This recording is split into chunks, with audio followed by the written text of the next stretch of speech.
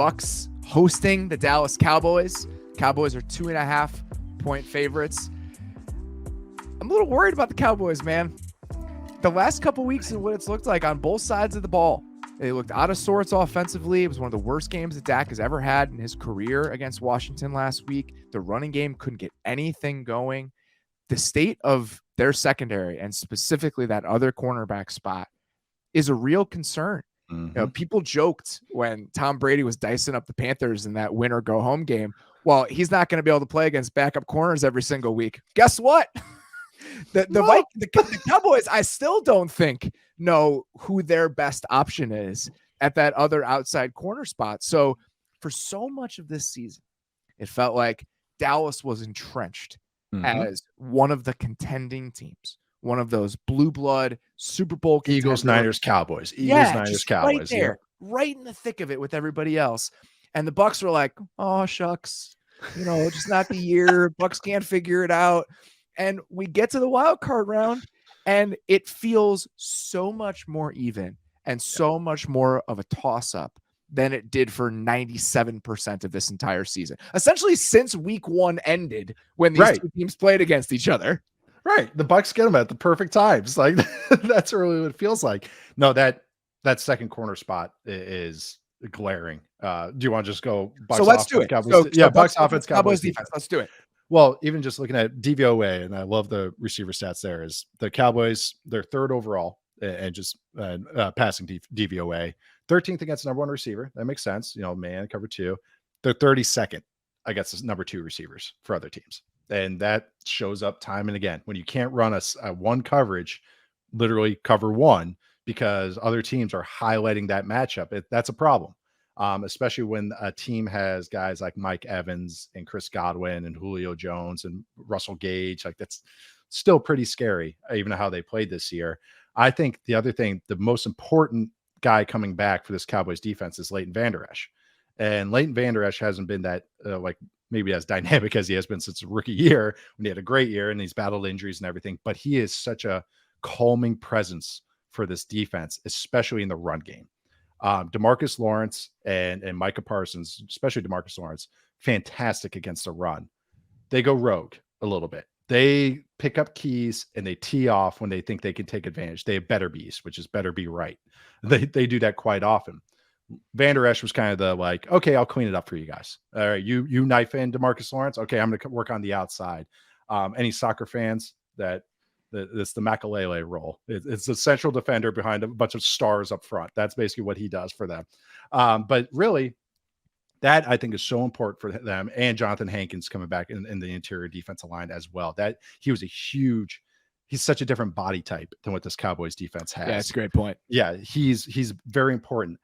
The problem is the Bucs offense or running game hasn't been great this year anyway. So it's not like really like something you're like, yeah, we shorted up against this feisty Bucs run offense. It's not very feisty. It's not at all. They're very at you with their run attack. They run duo, inside zone, split zone. Still to this day, still same run game that they always run. What you usually get after this Cowboys run game or run defense is side to side stuff. Linebackers moving, defensive line knifes inside. You can get them out to the outside. Bucs don't do that. How they attack to the sides is a lot of receiver screens and all that. They replace the running game with those quick. That's how they replace it. The perimeter. Yep. But the Cowboys actually they are very fast and they actually kind of recover against that well. So it's not a great answer for them. So I think what the Bucs are going to do, and Tom Brady will take matchups over and over and over. He has no qualms taking matchups he likes. Whoever's starting that second corner for those Cowboys, that guy's in for a long day.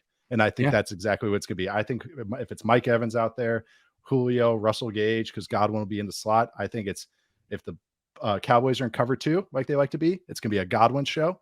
If they run man or bring pressure, it's going to be the second receiver show, whoever's on the outside, or Mike Evans on the outside.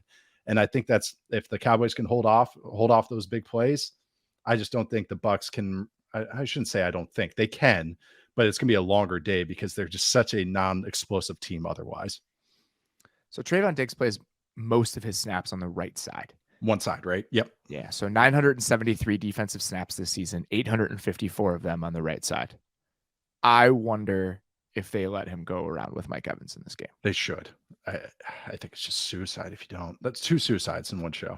It just feels like they'll be able, whoever is on that other side. I mean, you Yep. get a couple chunks vertically against that guy, the same way you did against Carolina. I Yep. think you're just asking for trouble if you're going to stick him on that right side and I agree. feed Russell Gage to him for the entire game while Mike Evans goes crazy over there. Yep. That just doesn't make sense to me. So there's only been 2 games this season where he's played more than 17 snaps on the other side of the field. One was against the Colts. So I'm not sure what the shadow situation was there. Yeah, and the other one was against the Eagles. Oh, well, that one probably probably proud. Yeah. Yeah, it probably was. So Yeah. I probably should have gone back and rewatched that game, but it seems like they are willing to do it maybe with the right receiver. So hopefully we'll see that, because I think that's their best answer. It has to be. And I'm telling you, Tom Brady, a lot of the really good quarterbacks, they don't get bored with just taking a matchup. They just don't. Some do. I mean, they do, but they're going to pound away until they get those points out of you. And I think that's the simplest answer to me. That's the straightest path. So that's a great call. I'm curious if they travel with them.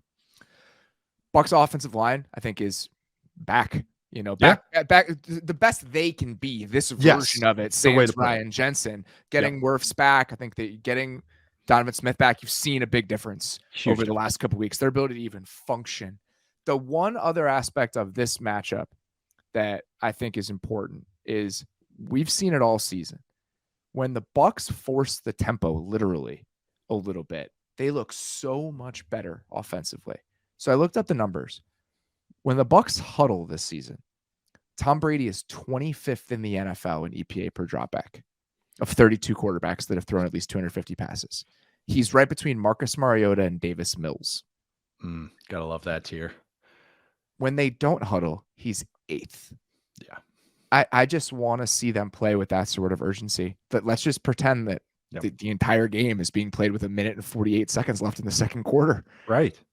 Well, especially against a Cowboys defense, like I said before, they can get gashed because they're so aggressive, or they're just not always mentally stable as a defense. Like they just have some breaks. They just do. It's just they're aggressive and they play with their hair on fire, but they play fast. Everything's fast.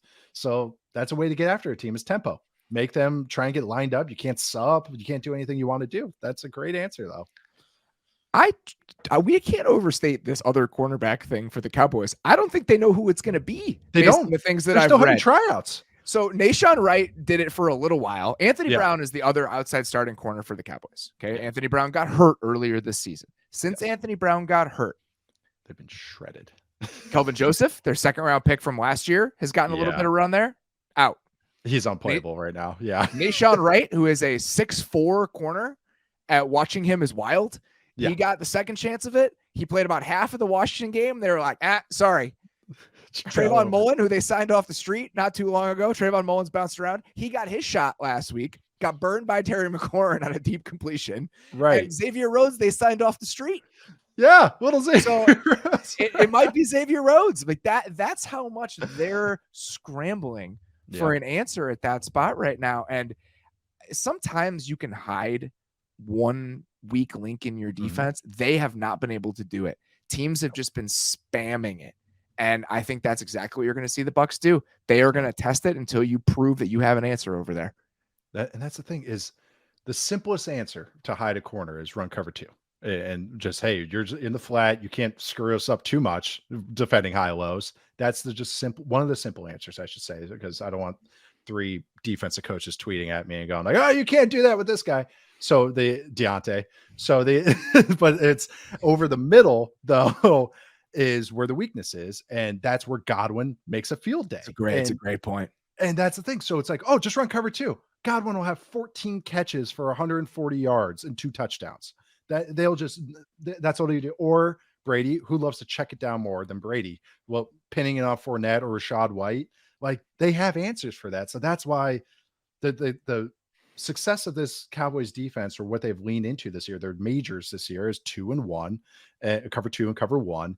But that's the balance of it. You want those knobs to always be turned in a certain direction, but you don't want to go 100-0, because a quarterback like Brady, oh, you're going to run cover 2 every snap? Well, guess what? I'm going to find a throw, or I'm going to make sure I tell Leftwich, hey, let's get to this play on next drive because we got him. We got a high low. Just over go there. rogue and call the plays. Or go rogue and call the plays. Oh, no, hey, headset's out. Headset's out. Can't hear you. Yeah, can't hear you. What do you got? Oh, sorry. Here we go. So, which also could happen as well. So that's why we can't reiterate enough how important this is, how figuring this out for the Cowboys. One more reason for them to go tempo. Brady just right. operating at the line.